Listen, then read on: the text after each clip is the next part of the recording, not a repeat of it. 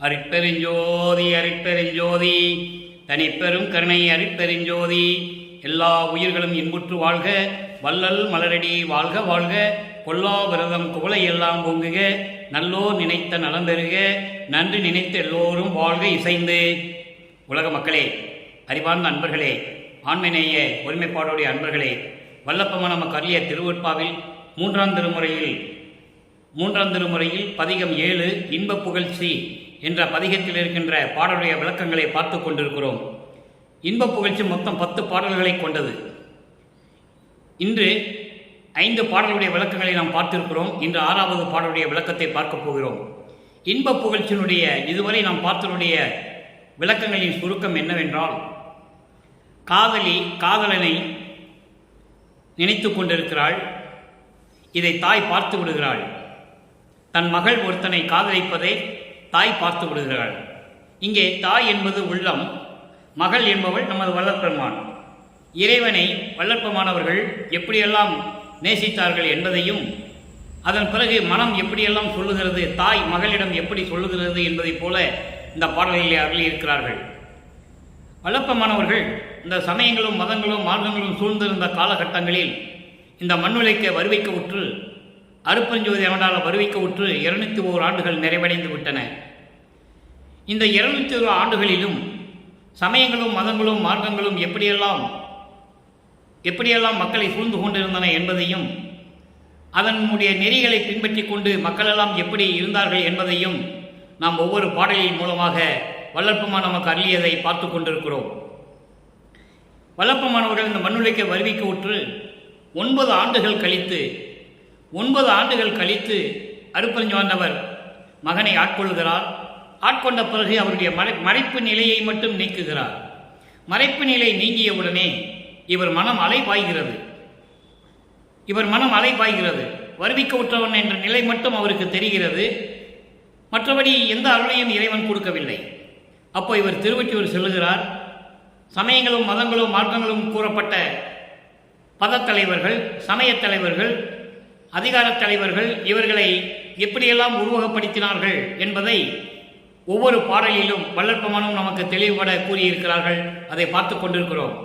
சிவபெருமான் எப்படி இருப்பார், தியாகராஜ பெருமான் எப்படி இருப்பார் என்பதெல்லாம் அந்த பெயர்களை வைத்துக் கொண்டிருந்த சமய தலைவர்களை எல்லாம் எப்படியெல்லாம் அழைத்தார்கள் என்பதையும் பார்த்து கொண்டிருக்கிறோம். இன்று நாம் பார்க்க வேண்டிய பாடல் 6வது பாடல். நன்றாக கவனியுங்கள். ஒரு தாய் மகளிடம் சொல்லுவது போல நீ அவனை காதலிக்கிறாய். அவனிடம் ஒன்றுமே இல்லை. எதுக்காக அவனை விரும்பினாய்? அவனை காதலித்து திருமணம் செய்து கொண்டு என்ன பலனை அடையப் போகிறாய் என்பது போல இந்த பாடலை நமக்கு அருளியிருக்கிறார்கள். அதை நாம் பார்க்க போகிறோம்.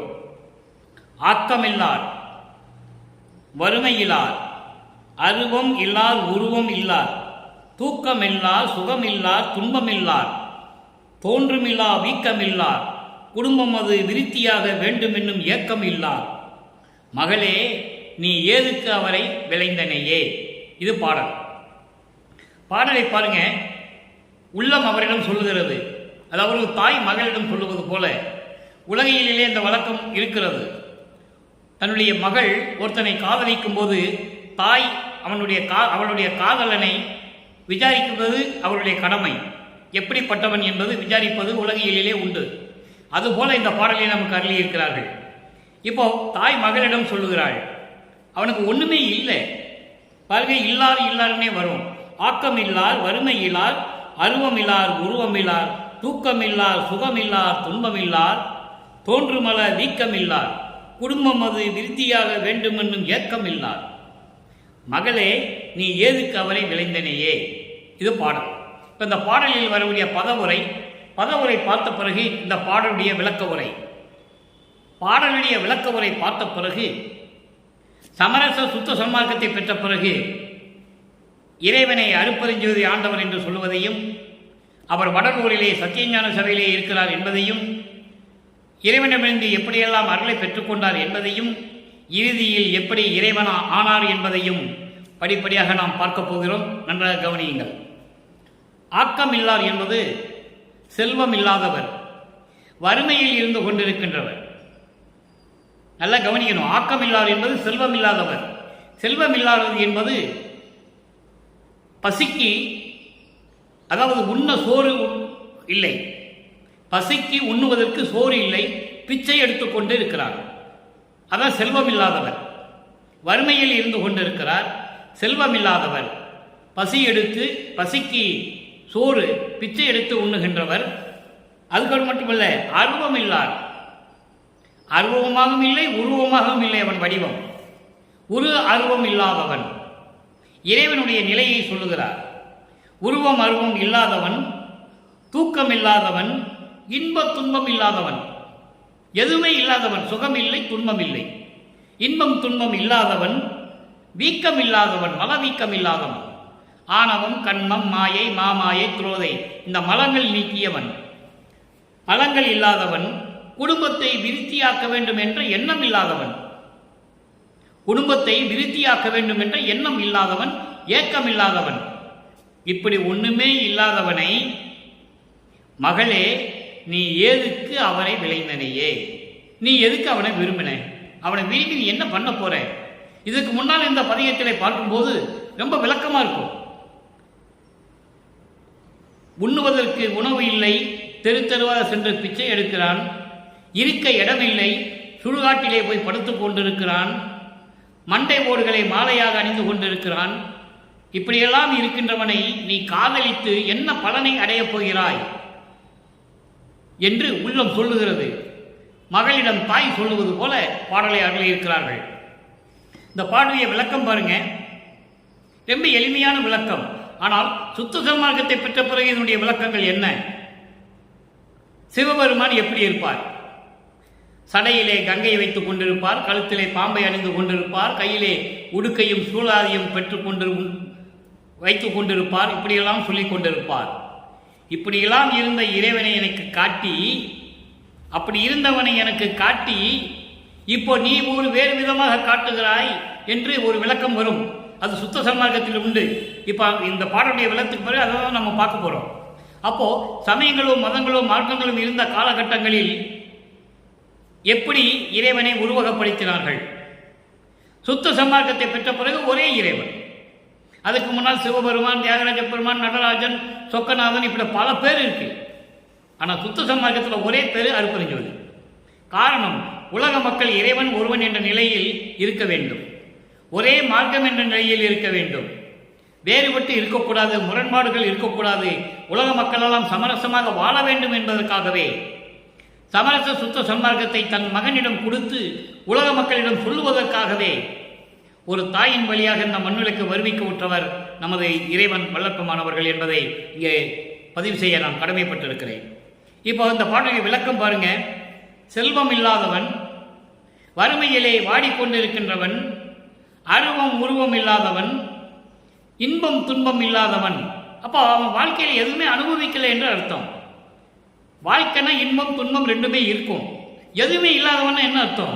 எதுக்கும் லாய்க்கில்லாதவன், எதுக்கும் பிரயோஜனப்படாத இல்லாதவன் அர்த்தம். அதங்க சொல்றாரு, அவன் எதுக்கும் லாய்க்கில்லாதவன், இன்பம் துன்பம் இல்லை, மலங்களுடைய செயல்கள் எல்லாம் இல்லாதவன், ஆணவம் கண்ம மாயை போன்ற மாயைகளை எல்லாம் நீக்கியவன். அப்படிப்பட்ட இறைவனை குடும்பம் விருத்தியாக வேண்டுமே என்ற ஏக்கம் கூட இல்லாதவன். இதை ஏன் சொல்லுகிறார் என்றால், வல்லப்பமானவர்கள் ஏன் இந்த வரியை இங்கே நமக்கு குறிப்பிட்டு காட்டுகிறார்கள் என்றால், உலகிலேயே நடக்கின்ற ஒரு நடைமுறை. ஒரு பெண், அதாவது தன்னுடைய மகள் ஒருத்தனை காதலிக்கிறாள். அவனை பற்றி விசாரிக்கும் போது அவனுக்கு எதுவுமே இல்லை என்ற நிலை வரும்போது தாய் வருத்தப்படுவாள். இது உலகிலுடைய இயல்பு, உலக நடைமுறையில் இருக்கின்ற ஒரு பண்பாடு. இதையெல்லாம் மகளிடம் சொல்லும்போது, மகளே இப்படிப்பட்டவனை நீ விரும்பி காதலிக்கிறாய், அவனை திருமணம் செய்து கொண்டு என்ன செய்ய போகிறாய், என்ன பலனை அடையப் போகிறாய் என்பது போல இந்த பாடலை நமக்கு அருளியிருக்கிறார்கள். குடும்பம் விருத்தியாக வேண்டும் என்ற ஒரு எண்ணம் கூட அவனுக்கு இல்லை. அவனோடு நீ வாழ்ந்து என்ன பயனை அடையப் போகிறாய் என்று சொல்லி இந்த பாடலை நமக்கு அருளியிருக்கிறார்கள். மனம், அதாவது உள்ளம் சொல்லுகிறது.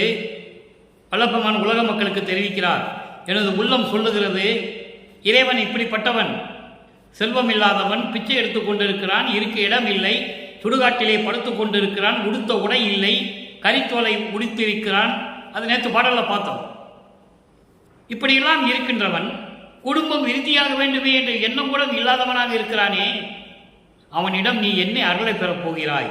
அவனை காதல் கொண்டு இருக்கிறாயே, அதனால் உனக்கு என்ன பலன் கிடைக்கப் போகிறது என்று உலக மக்களுக்கு தெரிவிப்பது போல இந்த பாடலை நமக்கு அருளியிருக்கிறார்கள். இப்போ இந்த நிலை மாறுகிறது. நிலை மாறும்போது சுத்த சன்மார்க்கத்தை பெற்ற பிறகு அவருடைய நிலை என்ன?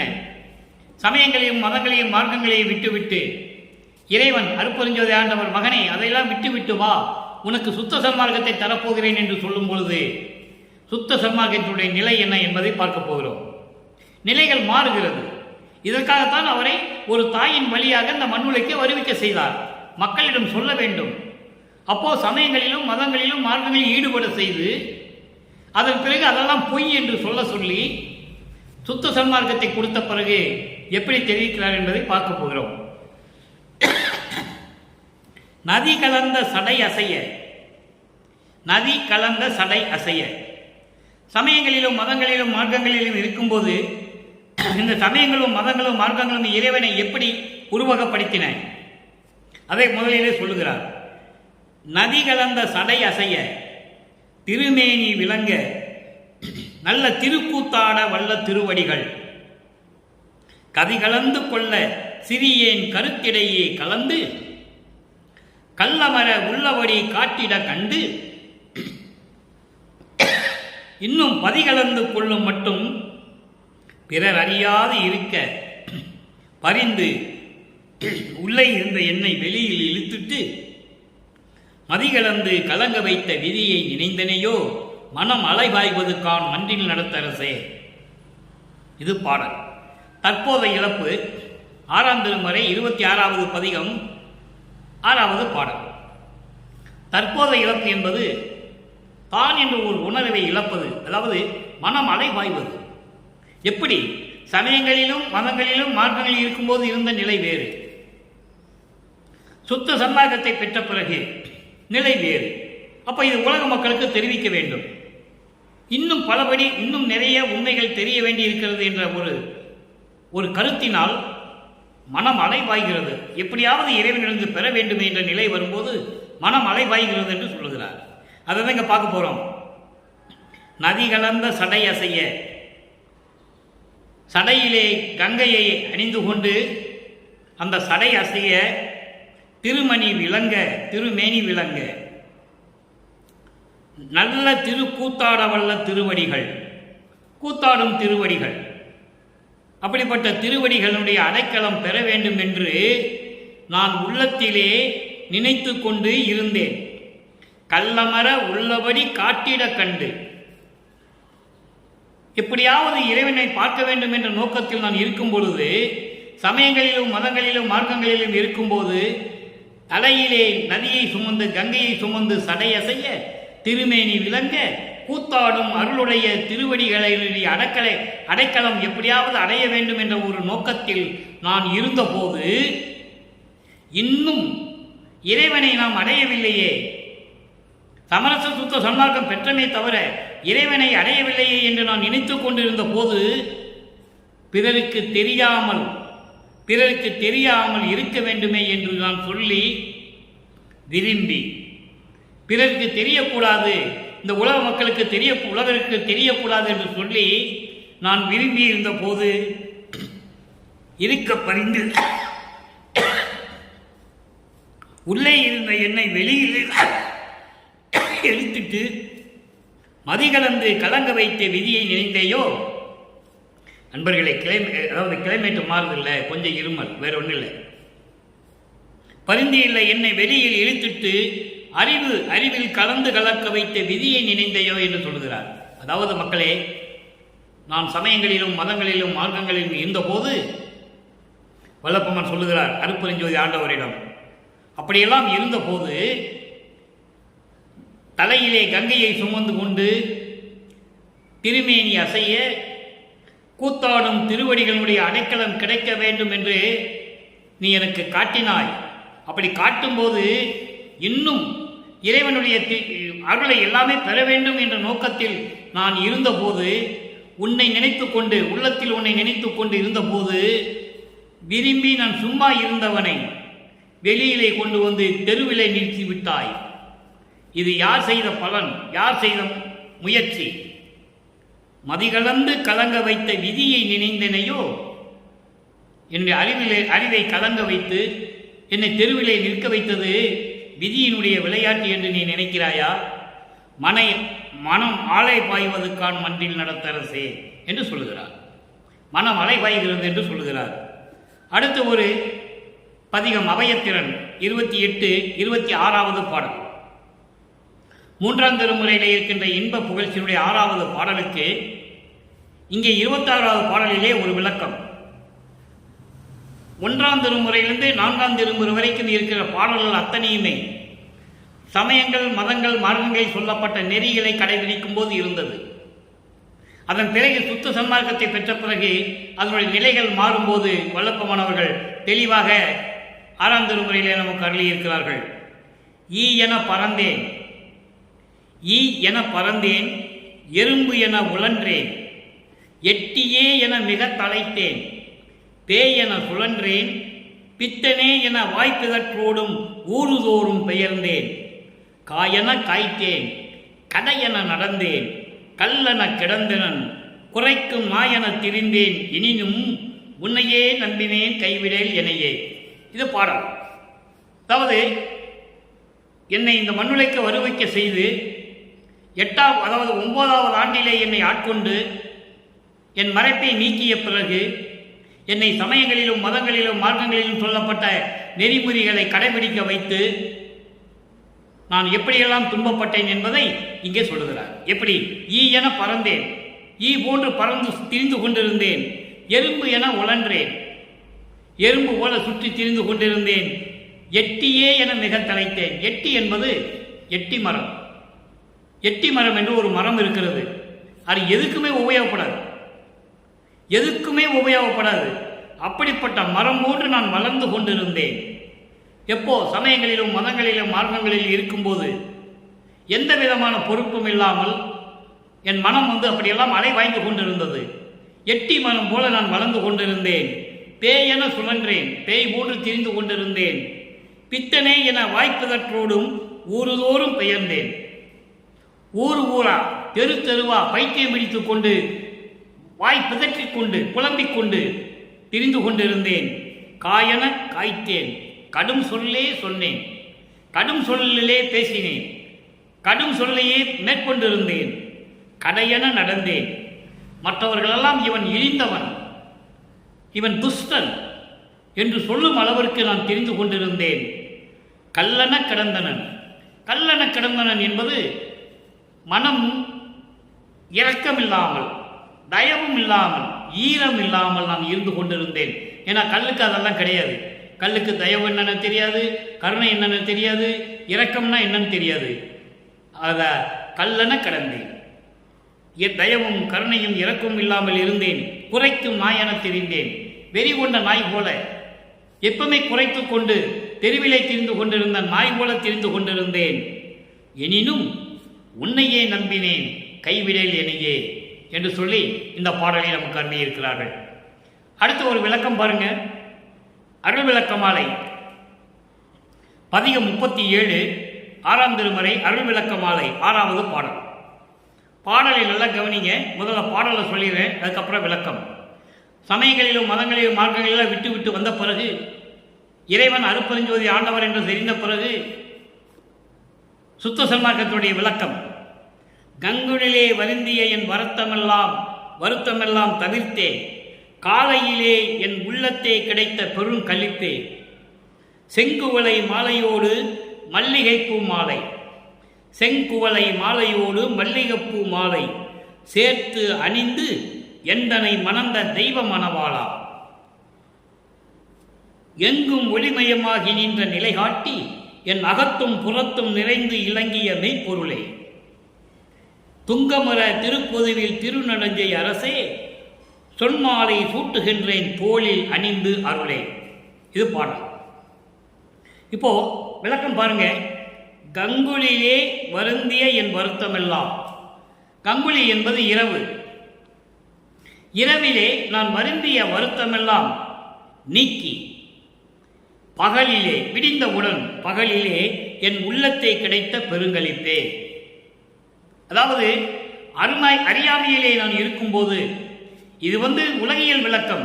கங்குலிலே வருந்திய என் வருத்தமெல்லாம் தவிர்த்து காலையிலே என் உள்ளத்தை கிடைத்த பெருங்களிப்பே. நான் நைட்டு படுக்க போகும்போது வருத்தம் அடைஞ்சிக்கிட்டு இருந்தேன், அந்த வருத்தத்தோடு இருந்தேன். அந்த வருத்தத்தை எல்லாம் நீக்கி காலையிலே என் உள்ளத்திலே கலந்து கொண்ட களிப்பை என்று சொல்லுவது உலகியல் விளக்கம். ஆனால் இங்கே எப்படி சொல்லுகிறார் என்றால், நான் அறியாமையில் இருந்தபோது எப்படி அறியாமை வந்தது? சமயங்களிலும் மதங்களிலும் மார்க்கங்களிலும் இருந்து கொண்டு உண்மை நிலை தெரியாமல், உண்மையான இந்த உலகத்தினுடைய நிலை, பிரபஞ்சத்தினுடைய நிலை தெரியாமல் நான் அறியாமையில் இருந்தபோது அந்த அறியாமையை நீக்கி காலையிலே என் உள்ளத்தை கிடைத்த பெருங்களிப்பே. காலையிலே என்பது சுத்த சன்மார்க்க நெறியிலே எனக்கு கிடைத்த பெருங்களிப்பே, பேரின்பமான இறைவனே, அருட்பெருஞ்சோதியே என்று சொல்கிறார். அறியாமையில் இருந்தபோது என் உள்ளம் எப்படியெல்லாம் துன்பப்பட்டது, அவற்றையெல்லாம் நீக்கி சுத்த சன்மார்க்க நெறியிலே நான் வந்தபோது என் உள்ளத்திலே கலந்து கிடைத்த பெருங்களிப்பே என்று சொல்லுகிறார். செங்குவள மாலையோடு மல்லிகைப்பூ மாலை சேர்த்து அணிந்து எந்தனை மணந்த தெய்வ மணவாளா. மணந்த என்பது நான் ஏற்கனவே விளக்கம் கொடுத்து கொண்டிருக்கிறேன். மணந்த என்பது ஆட்கொள்ளுவது, இரண்டென கலந்து கொள்ளுவது, முழுமையாக ஏற்றுக்கொள்ளுவது. அதனால்தான் இங்கே மணந்த மணவாளா என்று சொல்லுகிறார். இறைவனை கணவனாகவும் தன்னை மனைவியாகவும் கற்பனை செய்த ஒரு வரியை சொல்லுகிறார். மணந்த மணவாளா என்பது இறைவனோடு இரண்டென கலந்து கொள்வது, ஆட்கொள்ளுவது. அப்போ செங்குவளை மாலை என்பது செங்குவள மலர் என்பது அது இலக்கியங்களிலே உண்டு. கற்பை குறிக்கும் மலர் ஆணாக இருந்தாலும் சரி பெண்ணாக இருந்தாலும் சரி, அந்த செங்குவளை மலை அணிந்து வந்தால் அவன் கற்புக்கு உடையவன், கற்புள்ளவன் என்பது யாரிடையும் மனதை பறிகொடுக்காது ஒழுக்க நெறியில் இருந்தவன் என்று பொருள். அப்படி ஒழுக்க நெறியில் இருந்து கொண்டிருந்த இறைவன் என்று சொல்லுகிறார். செங்குவளை மாலையோடு ஒழுக்க நெறியில் இருந்து கொண்டு கற்பை இழக்காமல் இருந்து கொண்டிருந்த இறைவன். செங்குவள மலை அந்த மலர் தொடுத்த மாலை கற்புடைய மாலை என்று பொருள். கற்புற மாலையோடு அந்த கற்பு எப்படி இருக்கும்? யாரிடம் பறிகொடுக்காமல் இருப்பது, மனதை பறிகொடுக்காமல் இருப்பது, யாரையும் உள்ளத்தில் நினைக்காமல் இருப்பது, யாரையும் காதலிக்காமல் இருப்பது. அதான் செங்குவளை மலரோடு இதை ஒப்பிடுகிறார். செங்குவளை மலர் கற்புடைய மலர். அப்படி அந்த மாலையோடு மல்லிகைப்பூ மாலையும் சேர்த்து அணிந்து, ஞான தேகத்தோடு மல்லிகைப்பூ மாலை என்பது சுத்த தேகம். சுத்த தேகத்துக்கு மல்லிகை மலர் உண்டு, மனம் உண்டு. சுத்த தேகத்துக்கு மல்லிகை மனம் உண்டு, ஞான தேகத்துக்கு அருள் மனம் உண்டு. அதை தான் இங்கே செங்குவளை மலர் என்று சொல்லுகிறார். அப்ப இந்த இரண்டு தேகத்தோடும் சேர்த்து என்னோடு கலந்த இறைவனை என்று சொல்லுகிறார். செங்குவள மாலையோடு மல்லிகைப்பூ மாலை சேர்த்து அணிந்து எந்தனை மணந்த தெய்வ மணவாளா, என்னை ஆட்கொண்ட இறைவனே, அருட்பெருஞ்சோதியே என்று சொல்லுகிறார். அடுத்து பாருங்க, எங்கும் ஒளிமயமாகி நின்ற நிலை காட்டி, எங்கும் ஒளிமயமாக நின்ற நிலை காட்டி, இந்த பிரபஞ்சம் முழுவதும் பரிபூர்ணமாக ஒளி வீசிக்கொண்டு விளங்கிக் கொண்டிருக்கின்ற, அதான் எங்கும் ஒளிமயமாகி என்று சொல்லுகிறார். பிரபஞ்சம் முழுவதும் ஒளி பரப்பி பரிபூரணமாக ஒளி வீசிக் கொண்டிருக்கின்ற அந்த நிலையை எனக்கு காட்டி, என் அகத்தும் புறத்தும், என் உடம்புக்கு உள்ளேயும் வெளியேயும், அதாவது சூக்கும தேகம் தூள தேகம், சூக்கும தேகம் தூள தேகத்தை சொல்லுகிறார். உள்ளேயும் வெளியேயும் நிறைந்து விளங்கிய மெய்ப்பொருளே. இலங்கிய என்பது விளங்கிய, மெய்ப்பொருளே என்பது அருட்பெருஞ்சோதி. அப்படி இருக்கின்ற அருட்பெருஞ்சோதியே, துங்கமுற திருப்பொதுவில், துங்கமுறை என்பது புனிதமான என்பது சுத்த சன்மார்க்கத்தோடு விளங்கிக் கொண்டிருக்கின்ற திருப்பொதுவில், சத்தியஞான சபையில் திருநடன் செய் அரசே. திரு என்பது அருள் நடனம் செய்து கொண்டு அருளாட்சி செய்து கொண்டிருக்கின்ற அரசனே, அருட்பெருஞ்சோதியே, நான் சொல் மாலை, என்னுடைய சொல் மாலையும் சூட்டுகின்றேன், பாமாலை பாடுகின்றேன், விண்ணப்பங்கள் வைக்கின்றேன், இவற்றையெல்லாம் உன் தோளில் ஏற்றுக்கொண்டு எனக்கு அருள்வாயாக என்று சொல்கிறார். அன்பர்களே, இந்த பாட்டுடைய சுருக்கமே தான். அதாவது சமயங்களிலும் மதங்களிலும் மார்க்கங்களில் இருக்கும்போது எப்படி இருந்தார், சுத்த சன்மார்க்கத்தை பெற்ற பிறகு எப்படி இருக்கிறார்.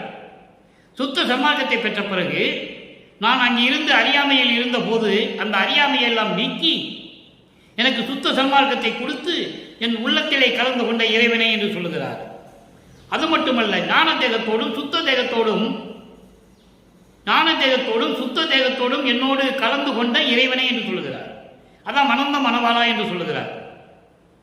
மாலையிட்டாலே கணவன் என்று சொல்லுவது உலகியல்ல இயல்பு. அதான் செங்குவளை மாலை என்று சொல்லும்போது, மல்லிகைப்பூ மாலை சேர்த்து என்று சொல்லும் பொழுது மணந்த மணவாளா என்று சொல்லுகிறார். வேறொன்றும் இல்லை. ஞான தேகத்தோடும் சுத்த தேகத்தோடும் என்னோடு கலந்து கொண்ட இறைவனே. என புரண தேகத்தை சொல்ல முடியாது, அது தோன்றாது. அதனாலதான் ஞான தேகத்தையும் சுத்த தேகத்தையும் சொல்றாரு. அப்படி மணந்து கொண்ட இலங்கிய மெய்ப்பொருளே, துங்கமர திருப்பொதுவில் புனிதமான சுத்த சன்மார்க்க நிலையில் இருந்து கொண்டு சத்தியஞான சபையிலே அருளாட்சி செய்து கொண்டு அருளடனம் செய்து கொண்டிருக்கின்ற இறைவனே, என்னுடைய சொல் மாலை, என்னுடைய பாமாலையை சூட்டுகின்றேன், என்னுடைய விண்ணப்பங்களையும் உங்களுக்கு சூட்டுகின்றேன், இவற்றையெல்லாம் அணிந்து கொண்டு எனக்கு அருள வேண்டும் என்று சொல்லுகிறார். அடுத்த ஒரு நிலைக்கு விளக்கம் பாருங்க. 110 தனித்திரு அலங்கள். 110 தனித்திரு அலங்கள் 36வது பாட்டு. 3ஆம் திருமுறையிலே இன்ப புகழ்ச்சியினுடைய 6வது பாடலுடைய ஒரு நிலைக்கு இங்கே விளக்கம். 6ஆம் திருமுறையிலே ஒரு விளக்கம் எப்படி இருந்தார் என்பதை முதலிலே சொல்கிறார். வாய்க்குறும்பு உரைத்து திரிந்து வீண் கழித்து மலத்திலே கிடந்து உழைத்திட்ட நாய்க்கு.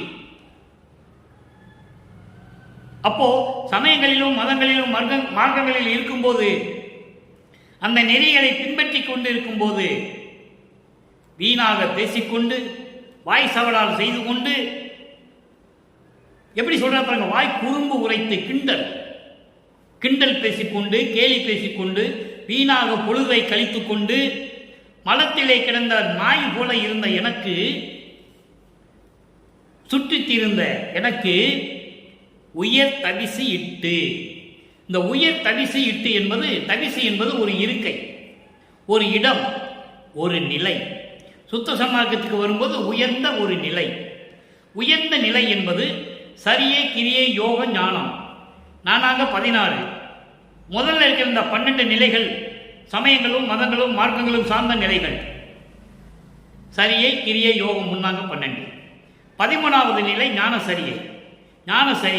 14வது வந்து ஞான கிரியை, 15 ஞானத்தில் யோகம், 16 ஞானத்தில் ஞானம். ஞானத்தில் ஞானம் தான் உயர்ந்த நிலை. அதைதான் இங்கே சொல்லுகிறார். உயர் தவிசு காட்டி, உயர்ந்த ஒரு நிலையை எனக்கு காட்டி. உயர்ந்த நிலை என்னது? இறைநிலை, சிவ அனுபவ நிலை, அருப்பெருஞ்சோதியின் நிலை, சுத்த சிவநிலை என்று சொல்லுவார். அதான் அருப்பெருஞ்சோதி நிலையை எனக்கு கொடுத்து ஒரு மணிமுடியும் சூட்டி, மணிமுடியும் நன்று உற சூட்டி.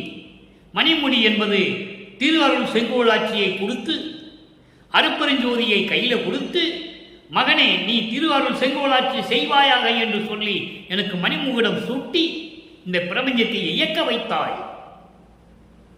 எப்படி அருமையா சொல்றார் பாருங்க. அப்படிப்பட்டவர் வளர்ப்புமானவர்கள். நன்று உற சூட்டினை அந்தோ வியப்பாக சொல்லுகிறார். ஆஹா, எவ்வளவு அற்புதம் எனக்கு நீ செய்து விட்டாய். தூய் குணத்தவர்கள் புகழ் மணிமண்டில் ஜோதியே.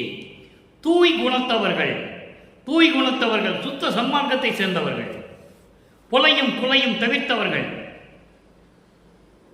ஜீவகாரண்ய ஒழுக்கத்தில் இருக்கின்றவர்கள், அவர்தான் தூய் குணம் கொண்டவர்கள்.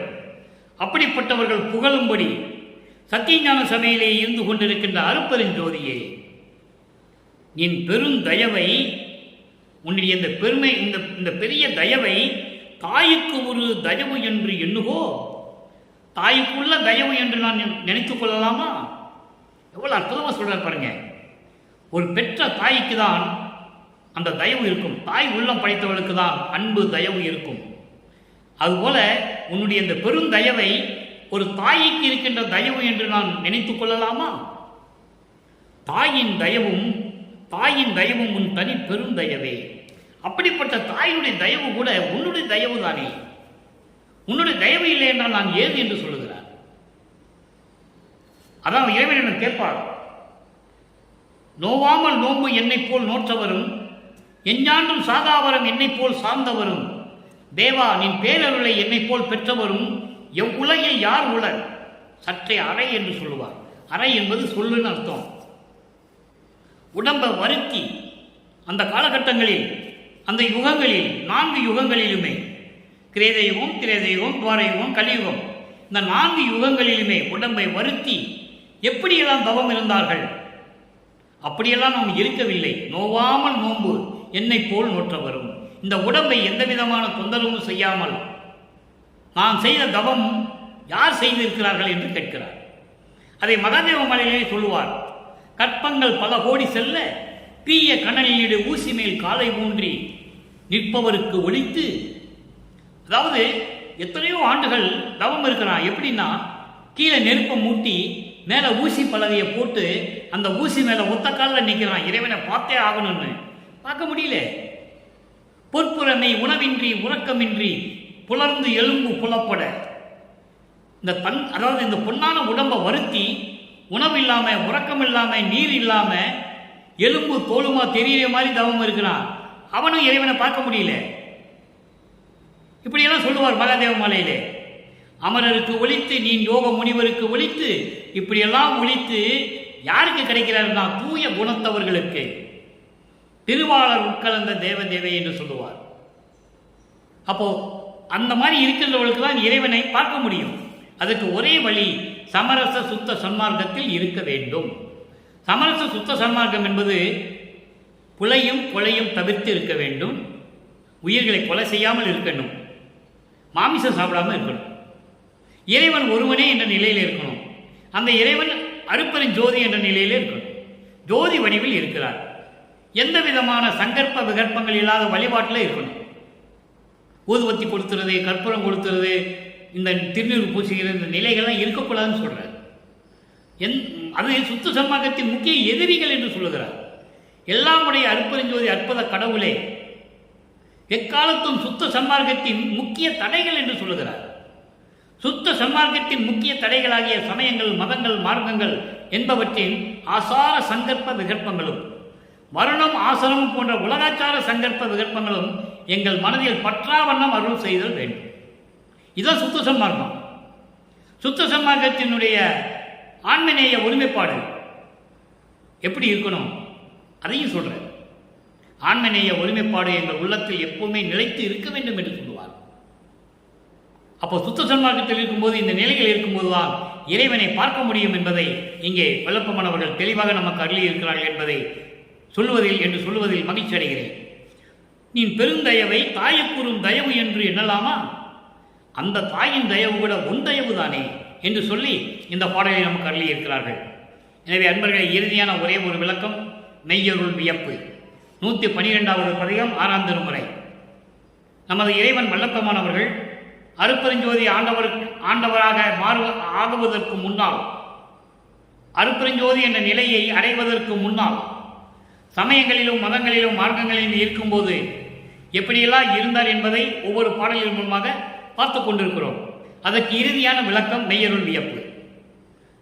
பாருங்க, நேயா நின்னை நினைக்க நினைக்க நெஞ்சம் கலிக்குதே, நெடிய விழிகள் இரண்டும் இன்ப நீர் புழுக்குதே, ஓயாது உனது பெருமை நினைக்க உவகை நீடுதே, உரைப்பார் எவர் என்று உலகில் பலரை ஓடி தேடுதே.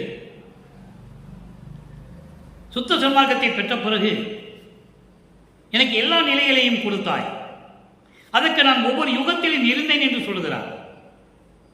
7 உலக அவத்தை விட்டு நீங்கினேன், ஊழி தோறும் ஊழி உயிர்தலைத்து ஓங்கினேன். ஐயனும் மாலும் எப்படி தேடுறாங்க பாருங்க இவரை. அதாவது ஒவ்வொரு யுகத்திலையும் 7 உலக அவத்தை விட்டு நீங்கினேன். அப்போ அதுக்காக நான் ஒவ்வொரு யுகத்திலையும் இருந்தேன் என்று சொல்லுகிறார். ஊழிதோறு ஊழி உயிர் தலைத்து ஓங்கினேன் என்று சொல்லுவார். ஆழியானும் அயனும் அதிசயக்கவே என்னுள் வாழி அருப்பெருஞ்சோதி நின் மன்னருளே என்று சொல்லுவார். 7 உலக அவத்தை என்பது 7 வகையான பிறப்பு இறப்புகள். அதைகளை நீக்க வேண்டும். அகவலிலே சொல்லுவார், ஊர்வன பரப்பன உருவன நடப்பன 6 உற காத்தருள் அருப்பெருஞ்சோதி. ஊர்வன என்பது ஊர்ந்து செல்லக்கூடிய உயிரினங்கள், பரப்பன என்பது பறந்து செல்லக்கூடிய உயிரினங்கள், உருவன என்பது தாவரங்கள், நடப்பன என்பது நடந்து செல்லக்கூடிய உயிரினங்கள். இந்த 4ம் இதோடு